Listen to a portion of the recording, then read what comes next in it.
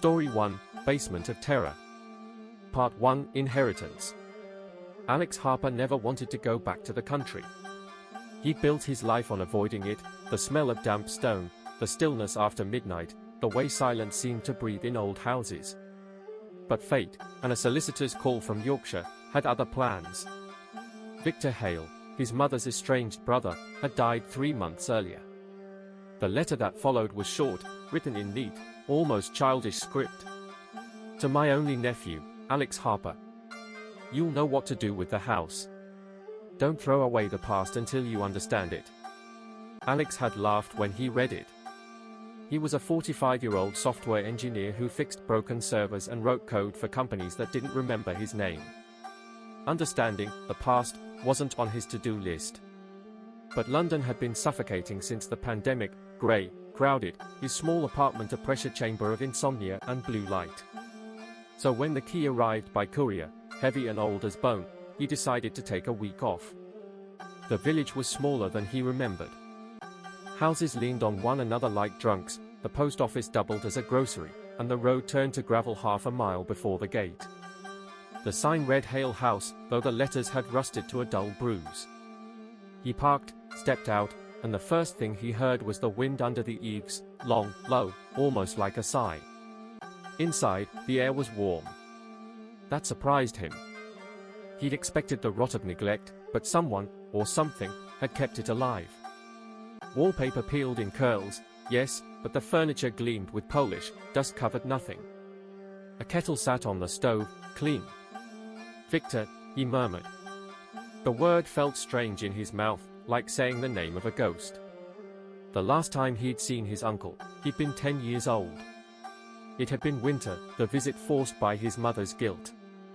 Victor had collected things, music boxes that no longer played, cracked porcelain dolls, a cabinet of watches that all ticked out of sync. And, beneath it all, the basement. He remembered that door, black iron, cold to the touch even with gloves. Victor had smiled, asked, "Do you want to see something special, Alex?" He'd said no, but his uncle had already taken his hand. The stairs had creaked like bones. The smell, dust, oil, and something sweet and rotten, had filled his nose. He'd seen shelves crammed with boxes, jars that caught candlelight, a chair in the corner covered with a sheet that moved slightly as if breathing. He'd screamed, yanked free, and bolted upstairs. He never spoke of it again. Until now. The basement door still stood where he remembered it, at the end of the corridor behind the kitchen, half hidden by an oak dresser. The lock had been replaced by a newer pad, but the handle, the same black iron, remained. Alex touched it. It was freezing. He laughed quietly to himself. Not today. He set his suitcase in the living room, opened his laptop, and tried to connect to Wi-Fi. No signal. He cursed under his breath and told himself this was a detox week. A week to breathe. A week to forget. That night, it rained. The storm began gently, wind brushing trees, a few drops on the windowpane, but by midnight it became a relentless percussion on the roof. Alex lay awake, watching lightning flash through the curtains, counting the seconds before thunder. At 1:13 a.m., the lights went out. A fuse, maybe. He sighed, grabbed his phone flashlight, and headed downstairs. The beam cut through the dark like a scalpel. The old house groaned with every step. He found the fuse box near the kitchen, just above the basement door. A few switches had tripped. He flipped them. Nothing. And then he heard it. A scratch. Light, deliberate. From behind the door. He froze. "Rats," he whispered. But the sound wasn't scurrying. It was rhythmic, like nails dragging slowly across wood. SCRCH, pause. SCRCH. Bloody rats. He forced a laugh, but it came out thin. He turned away, heading for the stairs. And the sound stopped. He exhaled. Took one more step. Thud. Something hit the door from the inside. The impact wasn't heavy, but it was angry. The echo traveled up the wall into his spine. Alex stood there, holding the flashlight beam against the iron. His heartbeat grew so loud it drowned the rain. "Victor," he whispered before he could stop himself. Nothing. Just silence. He backed away, muttering, "Fuse tomorrow. I'll fix it in the morning." When he reached the bedroom, the house felt different, heavier, like the air had thickened. He double-checked the lock, pulled the duvet over his head, and eventually fell asleep to the sound of the wind. The next morning, he told himself he'd imagined it. He ate toast, drank coffee, checked the landline, dead, and went outside. The village was still. Across the lane stood a boarded house with curtains half drawn. Through a tear, he caught a glimpse of a man's shape, thin, unmoving. He waved. No response. An old woman tending roses across the road muttered without looking up, "You don't want to talk to him, love. Mr. Hargrove keeps to himself. Always has." "Right," Alex said. "Of course." But when he turned back, the curtain had fallen shut. By evening, the storm had returned. Alex set up a workspace at the kitchen table, determined to finish a project he'd brought, for fun. The light flickered every few minutes, the house humming faintly like it was thinking. At midnight, the hum became voices. Not words, just whispers, faint, curling from the floorboards. He turned off his music. The whispers stopped. He turned it back on. They resumed, louder, almost mocking. "This is ridiculous," he said aloud. He stood, grabbed his flashlight again, and stared at the basement door. The padlock gleamed dully in the lamplight. Beneath it, faint scuff marks patterned the wood, fresh ones, lighter than the old scratches. He knelt. Something had been pushing outward. He straightened, his breath shallow. It's an old house. Air pressure. Wood swelling. He forced himself to laugh. "I'm not 10 anymore." But the moment he said it, a sound came from behind the door. A sigh. Not wind. Human. He stumbled back, hitting the table. The coffee mug shattered. The whisper rose again, clearer this time, hoarse, tired, familiar. "Don't throw it away." Alex's blood ran cold. It was Victor's voice. He dropped the flashlight, it rolled, beam spinning across the ceiling like a siren. When it landed on the door again, the padlock was moving, slowly twisting, metal against metal. He lunged forward, grabbed it, yanked it tight, and shouted, "Stay shut." Then he heard it, soft laughter, echoing from below, fading as if descending into endless stairs. He didn't sleep that night. He sat on the sofa, eyes fixed on the door, waiting for dawn. When sunlight finally bled through the curtains, the padlock hung still. No marks. No sound. He exhaled and whispered, "Never again." But he knew he was lying. Because the whisper wasn't done with him. Part 2, The Descent. For 3 days, Alex tried to ignore the door. He filled his time with small, reasonable tasks, replacing old bulbs, vacuuming, oiling hinges, pretending he was making progress. But each night, when the house settled and the wind fell still, the same awareness returned, like something alive beneath the floorboards, waiting for him to acknowledge it. On the 4th night, it called his bluff. The power failed again. Not a flicker, a full, strangled blackout that plunged the house into instant suffocation. He waited, expecting the lights to return. They didn't. Only the hum of the refrigerator fading into nothingness. The sound came next, a single, sharp click, as though someone had switched off a light downstairs. Then another. And then, that voice. Alex. It wasn't a shout. It was close, conversational. Like someone standing just beyond the kitchen wall. He grabbed the flashlight from the counter, his hands shaking so badly he nearly dropped it. "Who's there?" Silence. He moved cautiously toward the source. The beam trembled over the wallpaper, across the table, finally landing on the black iron door. The padlock was open. He didn't remember unlocking it. He didn't remember owning a key. Yet it hung loose on the latch, gently swaying as if disturbed moments before. Rats, he whispered again, because the word was easier than ghosts, easier than madness. But rats didn't whisper your name. The basement air spilled out, cold, wet, metallic. The flashlight flickered once, caught dust in its cone like a slow blizzard. The top step waited, dustless, as though someone had walked it recently. He stood at the threshold, heart pounding. The same childlike terror from 35 years ago clawed its way up his spine. "You're a grown man," he told himself. "There's nothing down there but junk." Still, when he placed his foot on the first step, the wood groaned like a living thing. Halfway down, the smell hit him: oil, mildew, and something else, something faintly sweet. Candle wax. No, too old. The scent of rot masked by something perfumed. He reached the bottom. The beam swept across walls lined with shelves, each stacked with boxes, books, and bottles that glittered under the light. Mummified relics of Victor's obsession, taxidermied birds, cracked photographs, preserved insects in cloudy jars. But there was change here. He could feel it. The space was larger than he remembered, as if the basement had expanded, swallowing new rooms over the years. He turned, and the door creaked shut above him, not slamming, but easing itself closed with a long, deliberate sigh. "All right," he muttered, voice echoing. "Check the fuse, go upstairs, lock it again. Easy." He followed the sound of dripping water to a fuse box nailed crookedly to a beam. Half the switches were rusted in place. He wiped them with his sleeve, tried flipping one. It resisted. He tried harder.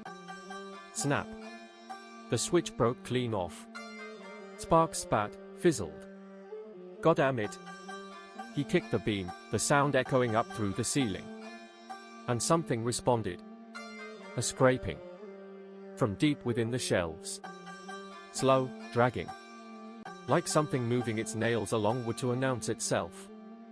Alex swung the flashlight wildly. Dust motes danced.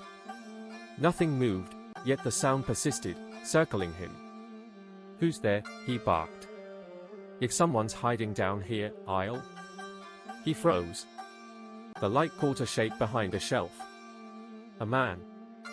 Thin, crouched, face half hidden. "Hey!" Alex shouted, stepping forward. "Who the hell are you?" The figure moved, quick, jerky, like a spider scuttling sideways. "Stop!" The light flashed over hollow eyes, wild hair, skin gray with filth. The stranger hissed like an animal, retreating deeper into the labyrinth of boxes. Alex's throat tightened. "I'm calling the police." But there was no signal. No sound. Only the faint shuffle of bare feet retreating deeper. He turned to run back up the stairs, and saw the door. Closed. He bolted toward it, nearly tripping over a pile of books. "Open." He pounded it with his fist. "You hear me? Open." The door didn't move. Then the voice returned. Not Victor's this time. "You shouldn't have come back." He spun. The flashlight beam caught a flash of teeth, a grin too wide, too human. The man lunged. The impact drove Alex backward into the shelves. Glass shattered. He swung the flashlight instinctively, catching the intruder's cheek. The man screamed, high and furious, and vanished into darkness. Alex scrambled to his feet, gasping. "Help! Somebody!" He stopped. There was someone else. Standing between the shelves, faint, translucent, flickering in and out of the light, a figure in a waistcoat and spectacles, expression sad but composed. "Victor?" Alex whispered. The ghost tilted its head, lips moving without sound. Then, faintly, "Behind you." Alex turned just as the intruder burst from the dark again, brandishing something metallic. A knife, long and rusted. He ducked, felt it graze his shoulder, pain flaring white-hot. He shoved backward, crashing into a cabinet. Boxes tumbled, one splitting open to reveal a dozen watches, all ticking, wildly, in perfect sync. The sound was deafening. He grabbed the nearest object, a wrench, and swung it blindly. Metal hit flesh. The man howled, dropping the knife, staggering into the wall. Brick cracked. A hollow echo followed. Then, stone gave way. Dust exploded outward as part of the wall collapsed, revealing a narrow gap behind it. From that gap, a hand reached out. Pale. Dead. Fingernails black with soil. Alex stumbled back, the wrench slipping from his grip. The hand twitched once, twice, then lay still. The intruder stared, eyes wide. No, no, no, he said they were gone. He backed away, trembling. They were gone. Who? Alex croaked. But the man didn't answer. He pressed himself into the far corner, whispering, "Don't let them out, don't let them." Then he bolted sideways, into darkness, gone before Alex could follow. The air grew colder. The hand twitched again, and this time, it gripped the wall. A second hand appeared beside it. Then the faint outline of a face pushing through the gap. Alex's breath came in short, ragged bursts. No? He ran for the stairs, clawing at the door. "Let me out. Somebody." The door resisted, groaning as if locked from the other side. Behind him, the whisper came again, softer now, almost kind. "Run, my boy." The door burst open. He flew through it, slamming it behind him. His hands fumbled for the lock, twisting, bolting, sealing. Something struck the other side once. Then again. Then the pounding began, furious, rhythmic, like a heartbeat too large for human chest. "Stop," he screamed. "Stop." The noise ceased. Total silence. For a long moment, he stood trembling, forehead against the door. Rain hammered the windows. The house groaned, settling back into uneasy quiet. Then, a single knock, gentle, almost polite. "Thank you." When dawn came, Alex called the police. He didn't mention ghosts, only that a man had broken into the basement. They arrived hours later, 2 officers, skeptical, tired. They went down with flashlights. 15 minutes passed. When they returned, their faces were pale. "There was a man down there," one said. "Or what's left of him. Looks like he's been living there for months." And, he hesitated. "We found another set of bones. Old ones. Hidden behind a wall. Your uncle's, maybe. Hard to tell." Alex swallowed. He was trying to warn me. The officer gave him a strange look. "From what?" Alex didn't answer. He already knew. Part 3, The Reckoning. For 2 nights after the police left, the house stayed quiet. No whisper, no creak, no breath. The padlocked basement door was now sealed with a chain and police tape. Alex slept upstairs, light on, eyes open until dawn. He should have left. But some part of him, the same curiosity that made him code late into every night, refused to go. He wanted to know why Victor's ghost had spoken, why the intruder had whispered about the dead not being gone. On the 3rd day, he found the answer. He was cataloging boxes in the study, sorting papers for the lawyer, when he discovered a small brass key. It bore the engraving, HB. At first he thought HB might be Hale Basement, but then he remembered the neighbor's name, Hargrove. The house next door had been empty for years. He crossed the muddy garden that afternoon, wind cold against his face. The Hargrove house leaned inward, roof sagging like it was exhaling. The lock on the door had rusted, the key fit perfectly. Inside, the air was dry and stale. Every surface was coated in grey dust except for one, an old sofa with fresh indentations. Someone had been sitting there recently. A plate with crumbs. A blanket. A stack of newspapers dated this year. Alex's stomach turned. The intruder hadn't just hidden in his basement. He had lived here. At the back of the sitting room, he found another door leading downward. The steps were familiar, stone, narrow, and damp. The same smell as his uncle's basement, but older, stronger. When he reached the bottom, his flashlight caught something carved into the wall, a small archway, bricked shut, with the initials, VH, scrawled in soot. Victor Hale. The realization came sharp and immediate: the basement's connected. Victor's wall, the one that had collapsed when he fought the intruder, it had opened into this. He pressed a hand to the brick. Cold. Dry. Lifeless. But behind it, he could sense the void. Then, faintly, a vibration. A heartbeat. He staggered back, light trembling. No. It's over. The heartbeat grew louder. The wall shifted. A single brick fell outward, landing at his feet. Then another. The opening widened. And Victor stepped through. The ghost wasn't translucent this time. He was whole, almost alive, grey suit, pale skin, eyes that glowed faintly like coals under frost. "Alex," he said softly. Alex couldn't move. "You're dead." Victor smiled. "Yes. But not gone." Behind him, deeper in the tunnel, something else moved, a shadow without shape, heavier, slower. "You sealed this place," Alex whispered. "Why?" Victor glanced over his shoulder. "To keep it hungry, not free." The shadow advanced, its outline too large, too human. The shape of a man's back, but hollowed. "Go upstairs," Victor said sharply. "Now." Alex shook his head. "Not until you tell me." The shadow struck the wall. The tunnel screamed with sound. Dust rained down. "Go." Victor reached out, his hand cold as metal, and shoved him toward the stairs. Alex stumbled up, gasping, turning just in time to see the ghost slam both palms against the brick. The wall sealed itself, mortar crawling like veins. Then silence. He made it home before sunset, shaking. He tried to call the police again, but the line was dead. The internet router blinked uselessly. The house felt heavier now. The shadows leaned closer. He poured whiskey with unsteady hands and stared at the locked basement door. The heartbeat had followed him. Faint, almost gentle, under the floor.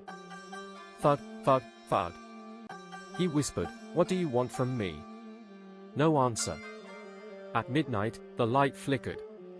The chain on the door rattled once. Then stopped. Something had changed. The air smelled of ozone, like after a storm. He went to the window. The Hargrove house was gone. Not collapsed, gone. The garden next door was empty, bare soil under fog. He turned back, pulse hammering. On the table lay the brass key, gleaming as if freshly polished. Next to it, a folded piece of paper in unfamiliar handwriting. "You closed it. Keep it closed. Every 30 years, it listens again." Signed, VH. By dawn, he packed his bags. He left the house exactly as it was, dishes on the counter, lights on, door locked. He didn't take the key. He drove south until the fog gave way to sunlight. He rented a small flat in London again, returned to coding, tried to rebuild the fiction of normal life. But sometimes, late at night, when the apartment goes quiet, the same sound returns beneath the floorboards. Faint. Steady. Patient. Thud, thud, thud. The heartbeat of the house. Story 2, Dorm of Nightmares. Part 1, The Silent Hallway. Jordan Lee never planned to spend the summer alone, but solitude had a way of feeling cleaner than company. When exams ended and his friends fled Edinburgh for beaches or family homes, he stayed. The Victoria Building, the oldest dorm on campus, was suddenly hollow. 14 rooms, 1 kitchen, 2 bathrooms, and a hallway that echoed like a church nave. He told himself he loved it. He could read without noise, shower without a queue, cook pasta without guarding it from roommates. Freedom, at last. The first night, rain slid down the Gothic windows, distorting the streetlights. The air smelled of iron and wet stone. Somewhere beyond the courtyard, a lone bagpiper practiced, each note fading like breath. By midnight, the sound of water reached him. The shower. Running. He sighed, padded barefoot across the corridor. The floorboards moaned under him. "Anyone in there?" he called. No answer. Steam fogged the tiles, curling from the half-open bathroom door. He stepped inside, heart ticking faster than the drops hitting porcelain. The fluorescent bulb flickered, shadows stretched across the mirrors. The stall was empty. The faucet was turned full on. Jordan's reflection stared back at him, half lost in the mist. "Bloody plumbing," he muttered, shutting it off. When the water stopped, he heard the pipe sigh, almost like relief. Morning brought ordinary things, emails from tutors, instant coffee, seagulls. He convinced himself the shower incident was nothing. But that night, the sounds began again. Not water this time, rustling. He lifted his head from the pillow. The dorm was silent except for that faint, methodical shuffle from the communal kitchen. Plastic against wood. A drawer opening, then closing. He listened for footsteps, none. When he reached the kitchen, it was empty. The light flickered. A cupboard door hung open. On the counter sat a cup that hadn't been there before, upside down, dripping. He flipped it over. Inside, scrawled in red marker, was a single word. "Hurry up." The message stayed in his head all day. He told himself someone was pranking him. The janitor, maybe. Or one of the international students who hadn't left yet. To test it, he left a note of his own on the refrigerator. "Hey, mysterious flatmate. If you're still around, come say hi instead of haunting the dishes. Jay." By the time he came back from the library, reply waited. His note was still pinned to the fridge, but beneath it, drawn in red pen, a frowning face. 3 nights later, the noises escalated. Doors opened on their own. The hallway lights dimmed one by one, as though something walked beneath each bulb. Jordan started talking to himself just to fill the silence. "See? Nothing spooky. Just bad wiring." He turned another corner and froze. At the far end of the hall, room 1-7's door stood half open. He was sure it had been locked all term. Inside, darkness pooled like water. The number plate hung crooked, rusted at the corners. He took a single step forward. The air turned colder. From within came a faint sound. Sobbing. He backed away fast, heart pounding. "Someone's hurt," he whispered, then louder, "Hello." The crying stopped. He closed the door and fled upstairs. That night, he dreamed of a girl whispering from a drain pipe. Her voice echoed through the dorm's plumbing, words distorted by water. When he woke, the sink was running. By the end of week 1, he was jumpy enough to call maintenance. A caretaker named Bill Murray, grey coveralls, heavy accent, arrived the next morning. "Pipes in these old walls," Bill said, tapping one with a wrench. "They sound like ghosts, but it's just air pockets." "Then who writes messages?" Jordan asked, showing him the cup and the fridge note. Bill frowned. "Someone's having fun with you. This building's mostly empty, You're on the 3rd floor alone." "Yeah." Bill hesitated. "Well, keep the doors locked. Had an incident here years back. Students breaking in, thinking it's a laugh." "What kind of incident?" He waved the question away. "Old business." But his eyes betrayed something, a flicker of pity, maybe fear. That night, the sound returned. Not the soft rustle, not the shower, this time, a crash. Jordan bolted upright, grabbed his phone, and ran. The kitchen looked like a hurricane had passed through, broken plates, spilled sugar, a fork embedded in the wall. Across the cabinet door, smeared in something dark, ink, was the same phrase. "Room 1-7. He stared, cold sweat gathering on his spine. "All right," he whispered. "You win." He opened his laptop, typed the dorm's name into a search bar, and added, "Room 1-7. Results came fast, and froze him. 2003 university student murdered in dormitory room 1-7. Emily Thorne, age 19, found dead after missing for 10 days. Suspect, ex-boyfriend, Mark Hale.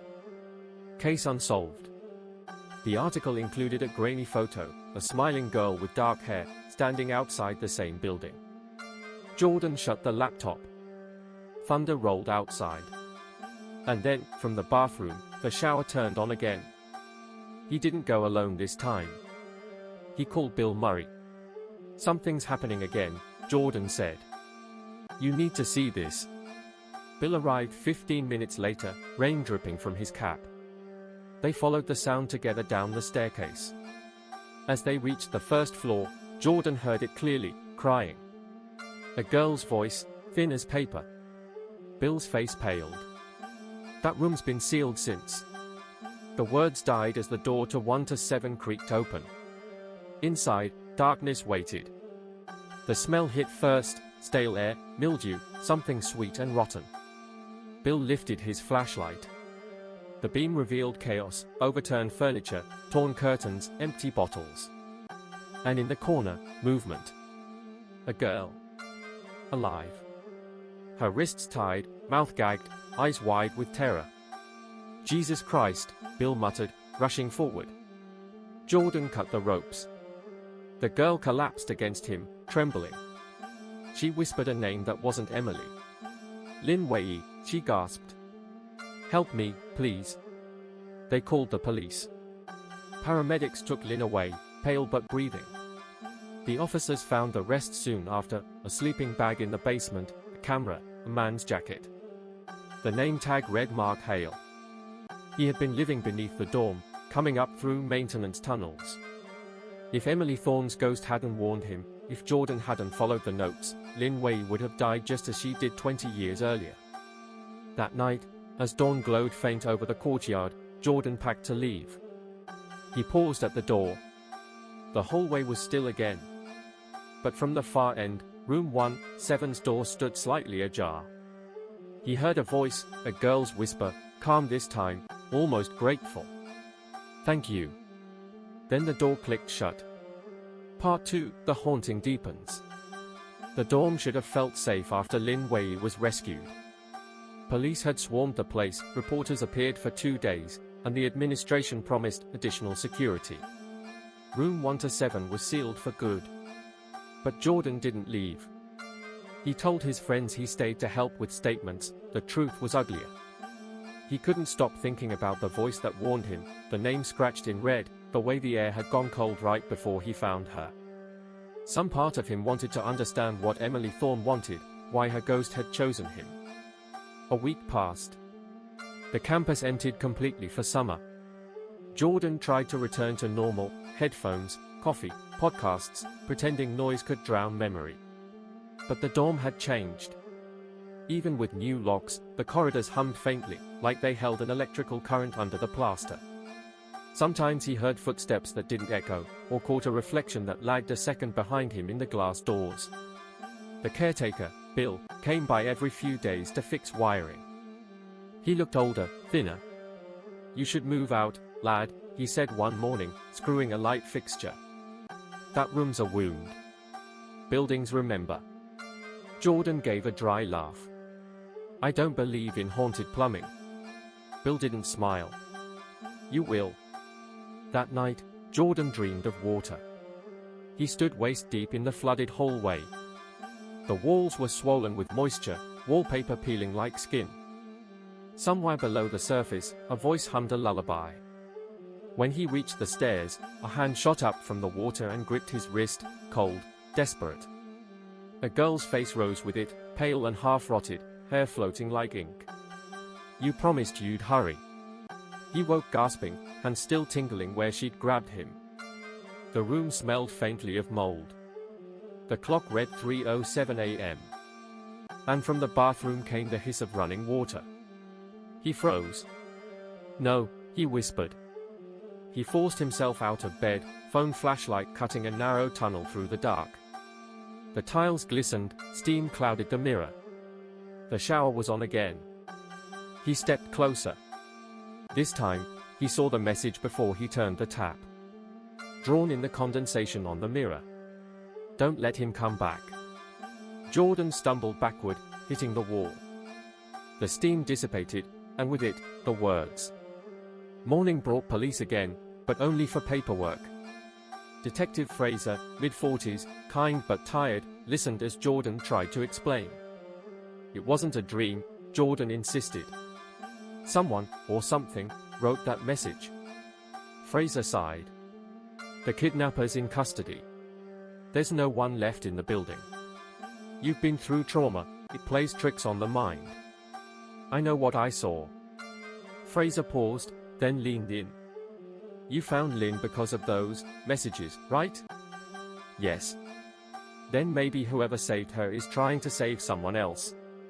Jordan blinked. Who? Fraser shrugged. That's what we're all asking, isn't it?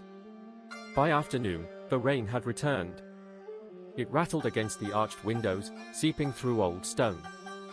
Jordan tried to work on his thesis but couldn't focus. Every creak in the hallway sounded like a breath. At 6 p.m., the fire alarm chirped once, then died. A power surge followed, lights flickering, sockets popping faint sparks. He grabbed his coat and decided to get out, to go anywhere but here. As he reached the lobby, he saw her. A girl at the far end of the hall. Wet hair, white nightdress, bare feet leaving no prints on the dust. She was facing the wall, humming softly. Emily, he whispered. The humming stopped. She turned her head, not fully, just enough for him to see a pale cheek, a single dark eye. Then she vanished. He called Bill immediately. When the caretaker arrived, Jordan met him outside, breath clouding in the drizzle. I saw her, Jordan said. The girl. Bill exhaled, rubbing his temple. You saw her. So did I, years ago. Jordan stared. You worked here in 2003. Bill nodded slowly. Was my first month on the job when they found Emily Thorne. Sweet lass, always smiled. Stayed over the summer too, same as you. When she went missing, we thought she'd gone home. What happened? The lad, Mark Hale, he had a key. Used the maintenance tunnels.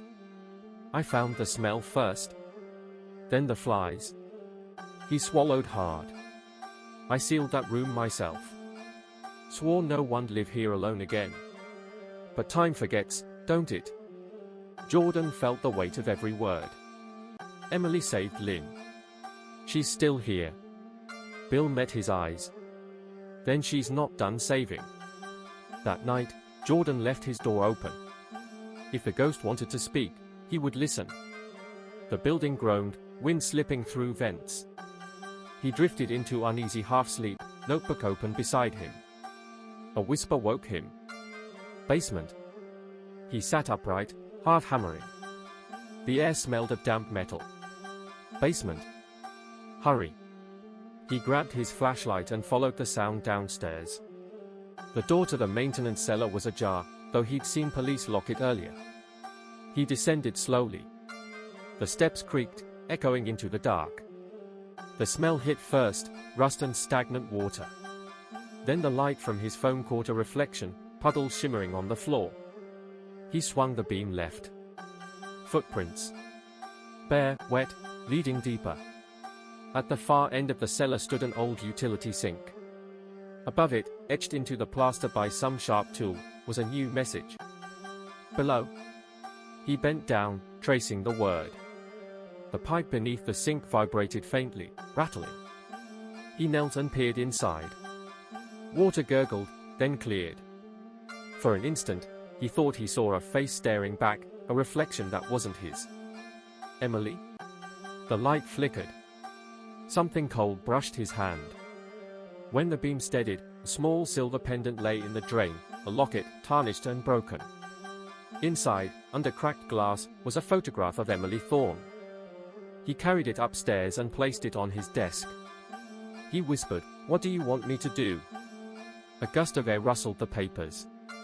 One page fell open from his notebook. It was blank, except for fresh wet marks forming words, as if an invisible pen wrote them. His back. The window rattled violently. The hallway light outside popped.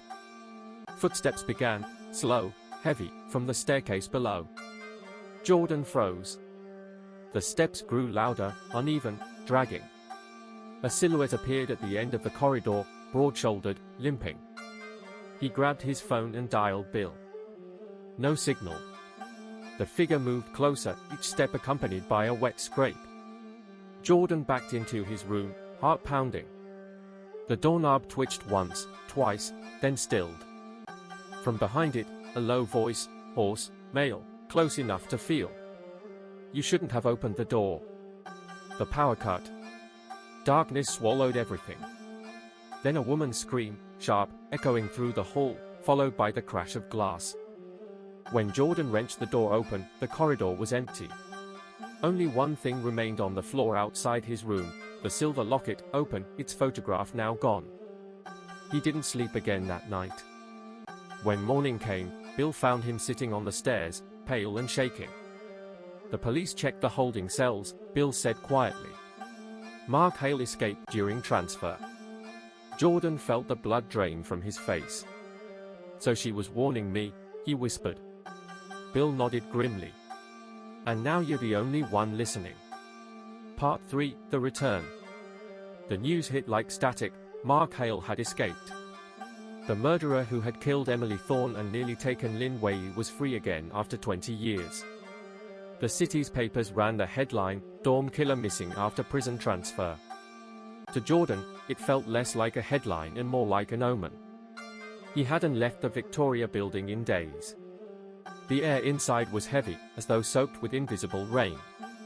The ceiling bulbs dimmed to an amber hue, like the building was aging hour by hour. Bill Murray stayed close, refusing to leave him alone. Police'll find him soon, Bill said, though his eyes darted constantly toward the windows. Jordan stared at the basement door.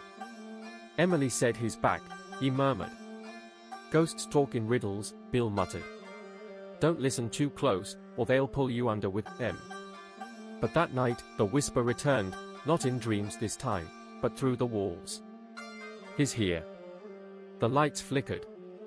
At midnight, Jordan woke to the sound of footsteps in the corridor again, heavier this time, deliberate. The dorm was supposed to be empty except for him and Bill.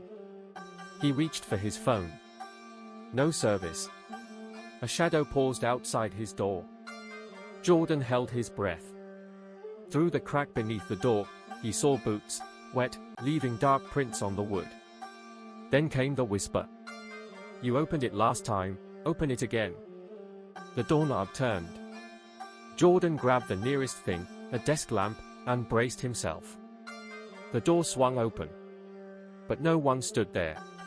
Only the faint scent of wet earth drifted in from the hall. He found Bill in the stairwell. The caretaker held a crowbar, sweat shining on his temple. You saw him? Jordan gasped. Bill nodded. Basement. I think he's hiding there. Jordan hesitated.